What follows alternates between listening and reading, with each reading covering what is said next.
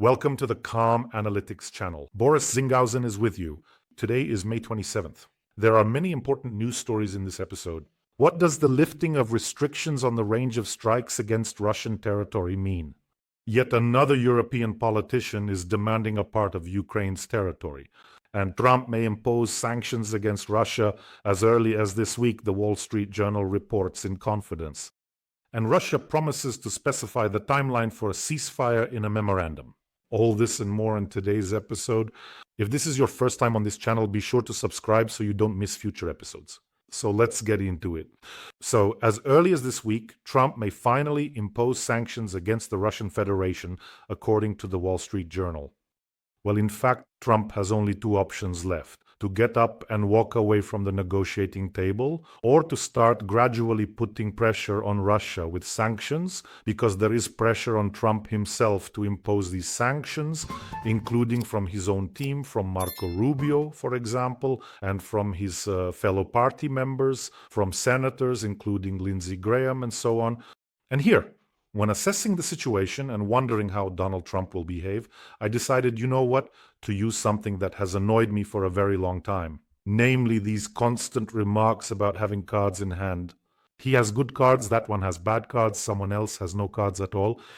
Basically, this is something Donald Trump is constantly guilty of. Well, obviously his business was connected to casinos, so I guess it all comes from there. So, evaluating things by this system, you want to ask: who gets up from the table when they have excellent cards in their hand? Then right now, Trump's cards are just fantastic. That is, he can put pressure on both Russia and Ukraine. That's why information is leaking to the Wall Street Journal that sanctions could be imposed as early as this week. But there's one important nuance here. First of all, Putin, as a textbook psychopath, does not respond to the language of ultimatums. In other words, if he has to choose between losing part of his army, money, even his health, or losing face in front of his guys, he will, of course, choose to keep what ordinary people call face. I can't really call it that in his case because, well, this is the classic, Maduro principle. That is, it's an informal political concept, the Maduro principle. I've already talked about it before. This principle is used to describe the behavior of authoritarian leaders who are willing to do absolutely anything, including destroying the economy, starting a civil war, external isolation, violence, just to stay in power. So in this case, sanctions against Putin would be an ultimatum for him. And naturally, under pressure, Putin will not try to show that these ultimatums have any effect on him. That's why the Russian economy, like a flaming bicycle without brakes, will be heading straight into the abyss. Russians will be eating roots, leaves, and, I don't know, something else, moss, but Putin still won't comply with the ultimatum. Trump has already done exactly what he constantly criticizes Zelensky for. In other words, Trump insulted Putin. He called him deranged, insane. And even though the Kremlin has already responded to this through the mouthpiece of the mustachioed floozy Peskov, saying that it was all very emotional. But in Putin's frame of reference, this is exactly that kind of challenge. It's like daring someone to prove themselves. So Trump must have understood this perfectly well. After all, he keeps saying that Zelensky shouldn't speak the way he does. By doing so, he harms his own country. He shouldn't insult Putin. He shouldn't issue ultimatums to Putin. That's precisely why Trump never called Putin a dictator, knowing that it would be a challenge. He also forbade members of his own team from doing so. That's why Trump has already slowly started to cross that line. Why is Trump dragging his feet on sanctions? Because he understands that this will be a fight to the finish. In other words, the Russian economy will have to be practically broken completely. It will really be a game of chicken, one-on-one with Putin. And the textbook KGB man Putin will do everything he can not to lose face in front of the guys from the Dictators Club. By the way, Putin is such a quintessential KGB man that it's hard to find a more fitting description. He's like Agent Smith from the Matrix, but from the KGB. In other words, they're all cut from the same cloth. A psychopath, accordingly, has no empathy, no feelings, no compassion, is prone to cruelty, has no attachment to family whatsoever. And of course, there is not even a trace of love. There is only some kind of conditional hierarchical structure. Just like, by the way, in the criminal underworld, right? Family, there's no real concept of family there either. So Putin lives within this very hierarchy. And of course, the absence of empathy. Accordingly, it's difficult, practically impossible, to influence him through those close to him. I'm sure that if Kabaeva and her children were taken hostage, Putin would just say, well, I'll find someone else. In general, if the first sanctions begin, and there's a good chance that might happen, then the fight will go on until the end. Frankly, that suits us just fine. However, there are dictatorial regimes completely surrounded by sanctions that still continue to cause trouble for their neighbors. That's just how these dictators are. But supplying Ukraine with missiles capable of reaching Moscow and stirring up trouble in that rat's nest is a strong argument. We'll talk about those supplies a bit later. There's some interesting information about that. By the way, friends, don't forget to subscribe to this channel. And if you're already subscribed, hit the bell and let's keep going. Today we've got some really hot news. Oh, and by the way, why did Trump freak out and call Putin crazy, even though he knew how that would sound? Macron revealed that. Macron, whose wife recently slapped him on a plane. Nothing special, by the way. These things happen. Well, Macron said that, well, it was ours. We were playing there somehow. We were fooling around. Ho, ho, ho. There you go. But it's fine, really, when people have that human side. Yes, sometimes people might argue, have a fight. Even Macron might get slapped. But when you see those plump cheeks, those eyebrows, and that absolutely empty-eyed creature who seems to be sucking in someone else's life just to feed off it, needing to throw hundreds of thousands into the furnace of war just to fill itself with these souls. When you see that, that's truly creepy. That, well, mole cricket, actually more like a moth, the bunker dweller, who not only destroys their own people, but has also come after the freedom-loving Ukrainians. What are you doing? Stay at home, play with your grandkids, tell them stories about a rubber butt. So Macron said this, sorry, sometimes I digress. Macron explained, well, most likely why Trump freaked out like that. Because Donald Trump realized that Putin had deceived him by promising a willingness for peace. And Macron noted that Trump is feeling anger and impatience, and expressed hope that this would lead to concrete actions, such as increasing sanctions pressure on Russia. For Trump, who considers himself the greatest negotiator and a deal-making genius, just realizing, it's something he'll never admit in his life, that he was deceived, but realizing that someone is trying to deceive you, that really brings anger. That's exactly why we, the profilers in the Kremlin, don't eat kulebyaka for nothing either. And that's why today we're hearing this kind of news from Zakharova. Russia continues to work on a draft memorandum regarding a future peace treaty, outlining a number of positions such as the principles of settlement, the possible timeline for concluding a peace agreement, and the potential for a temporary ceasefire. And here's the most important part. If an agreement is reached, Zakharova also says, let me emphasize, this is how she puts it.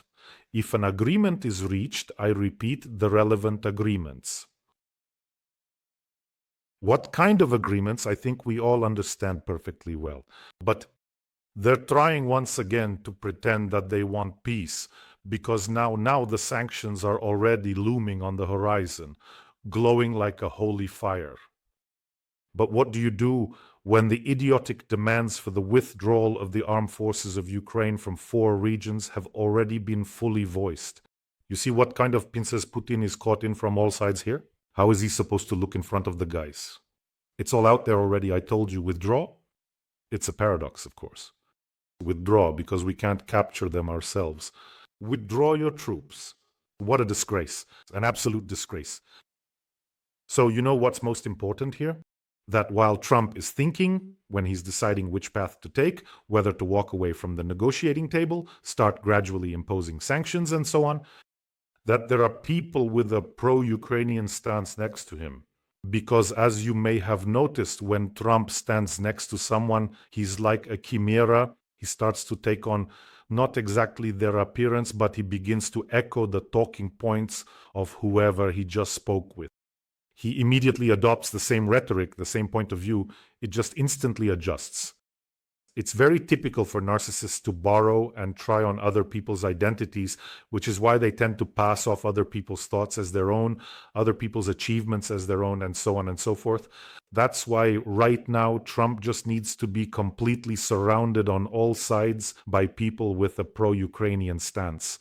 And as my American partners tell me, here, there, among them, there are more of such people than you think. Well, let's hope for that, because it's long overdue to take a giant fly swatter to Red Square during the parade regarding the lifting of range restrictions on weapons for Ukraine. It's an important topic, but there are a number of nuances, so it's not like everything is suddenly going to take off and we're about to blow up Moscow. No, there are a number of nuances. Look at what the German Chancellor Friedrich Merz himself is saying. The lifting of range restrictions on supplied weapons. Germany, together with the United Kingdom, France, and the United States, is lifting all range restrictions on the weapons supplied to Ukraine. This means that Ukraine can now use Western weaponry to strike military targets on Russian territory. In other words, Merz emphasized that this decision was made in response to ongoing Russian attacks on Ukrainian cities. But a little later at the conference, Merz said that this decision had actually been made much earlier. Well, meaning that it was just announced now. And Merz also stated, this is the second important announcement, that Germany will now classify all information about arms deliveries to Ukraine so that, well, the Russians won't be able to know what, when, and from how far something might reach them. But Merz added that it is now necessary to provide Ukraine with these weapons that can reach further. That is, we would have been launching them long ago, and basically, I don't recall anyone restricting us. There were a few removals of restrictions then, as I understand it. They simply stopped supplying us with things that could reach further. Therefore, but this is a worrying signal for Putin, because 4 countries, including the US, have announced that all restrictions are being completely lifted. And that adds even more intrigue, doesn't it? Merz is classifying data on arms deliveries, which I think everyone should have done a very, very long time ago.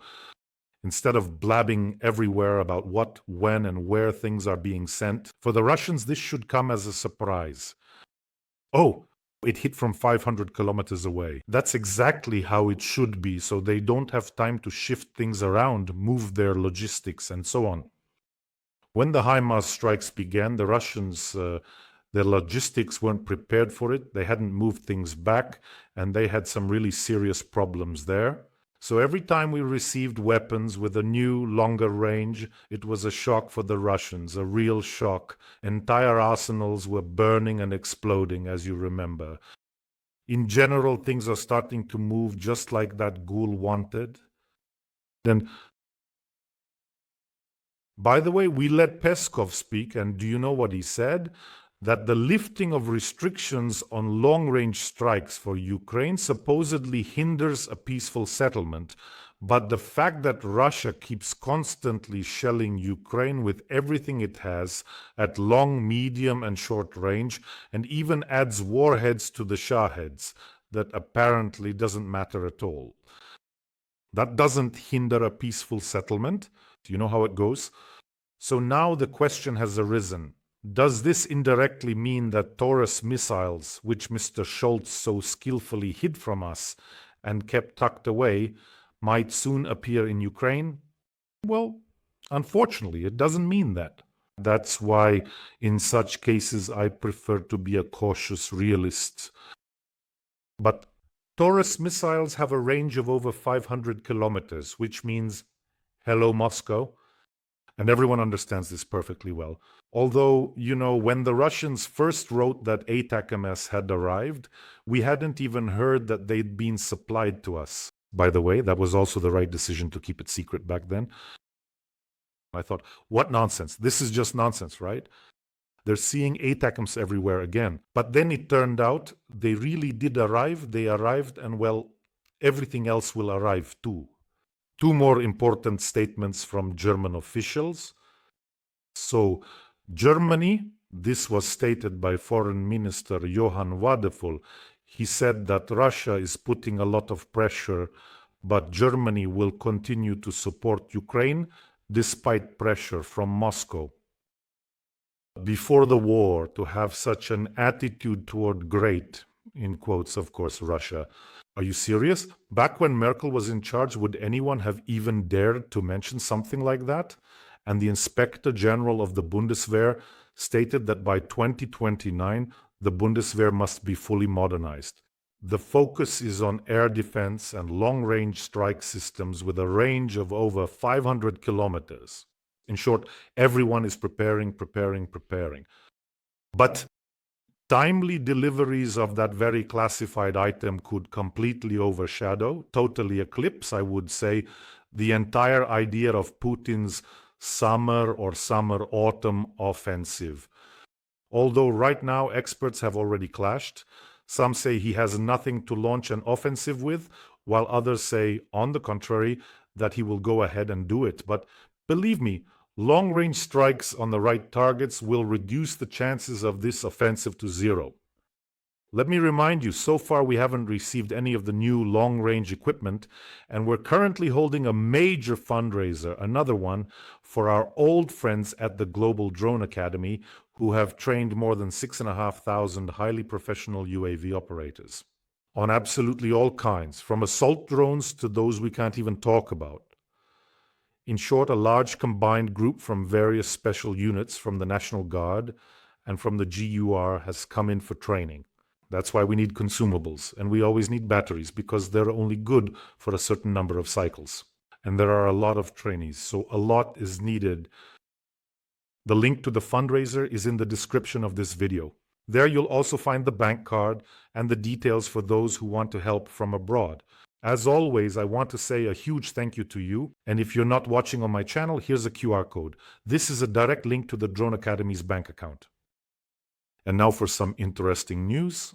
Lately, there's been a whole slew of statements from various pro-Russian European politicians saying that they want some part of Ukraine, that they're planning to restore some kind of historical justice. And just a few days ago, the newly minted leader of the Great Moldova Party, Victoria Fortuna, yes, that's her name, decided that we should give her the Bujak region. That's in the Odessa region. Who's been there? Vilkov, Tatarbunari, Ismail. So basically, they've decided that we're supposed to hand it over to her. Normally, I'd react to this news like, well, just another wild character fantasizing about grabbing a piece of Ukrainian land. I wouldn't have paid any attention, but then I saw a post from a serviceman who wrote that when he found out about this, about how they supposedly want us to give it back, that once upon a time, it used to be some other territory. When he saw that, he wrote a post. I'll paraphrase, but it was really tough, really blunt. Who exactly do you think you're going to take territory from? From a people who will fight to the death for every inch of their land. And he wrote that if those politicians who sit in their cozy European offices, devour Russian gas, receive Russian sprout, money from pro-Russian politicians, and fantasize about our land. He says, if you could see the eyes of our soldiers who have been sitting in those tree lines for months, for years, defending their land, if you saw their eyes, you would just disappear into the mist instantly. In other words, you would never again even think about trying to steal a piece of land from a bleeding Ukraine. Believe me, I think there will be very little room for that. And in light of the recent spy scandal involving Orban, when, let me remind you, agents of Hungarian intelligence tried to monitor how the residents of Zakarpattia would react if Hungarian troops were to suddenly appear there on the territory. It turns out that there have been quite a few such statements lately. I associate this with the fact that Russia, through its various minions, is churning out these political forces according to the same template. Let me just remind you, literally in the past few months. Romania, Călin Georgescu called Ukraine, this was just recently this year, although he was later removed from the elections, but that's not the point now. He called Ukraine a fictitious state and suggested that Romania could lay claim to historical territories, including northern Bukovina and Bujak as well. Well, yes, to lay claim. And it's not just Fortuna from Moldova, but also former President Igor Dodon said also this year that part of Ukrainian territory is historically Moldovan land. Orban, who paraded around with a Greater Hungary scarf, that's a jackpot in itself. So Greater Hungary, let me remind you, what he's saying is return Zakarpattia from Ukraine, Transylvania from Romania. What else? Southern Slovakia, northern Serbia, Vojvodina, and parts of Croatia, Slovenia, and Austria. This Greater Hungary, with the image of Greater Hungary, Orban wore it to a meeting with some local football player. So all these characters who want a piece of land from Ukraine. And then there's this Fortuna. Naturally, I thought, let me read up on what this is all about. The leader of the Moldovan party, Great Moldova, a former presidential candidate, failed miserably in the elections, getting only 4.5%. And she said that the border was mangled with a ruler, that it was cut off incorrectly. Give back, Bajak. And of course, there are ties to the pro-Russian oligarch Ilan Shor. How could it be without him? So basically, it's Russian money, and everything is being done strictly according to Russian templates. These projects have an absolute similarity. Unfortunately, these projects have the means to be financed, and the Russians keep coming up with new ways every time. And even in order to finance certain electoral networks in Moldova, they try to bring in cash. Then people receive this money through their bank in Transnistria and so on, in the unrecognized one, of course. What should be understood about these projects? They are very similar: aggressive rhetoric, immediate claims to certain so-called historical territories, and of course Russian funding. But here's the thing, in reality, of course, no one is ever going to give up any territories. But look at what they're doing.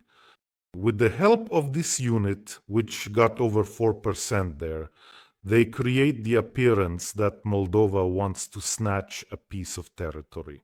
That's how it is. Or they create this impression through some other politician. He says, give us a piece of your territory. Naturally, this creates a negative attitude. Why are they allowing themselves to do that? But we're smart people. We understand that the statement of one marginal politician, of course, has nothing to do with the opinion of the people of Moldova, the citizens of Moldova. And it works exactly the same way in the opposite direction. Orban's statement versus the opinion of the Hungarians themselves. Fico's statement versus the opinion of the Slovaks themselves.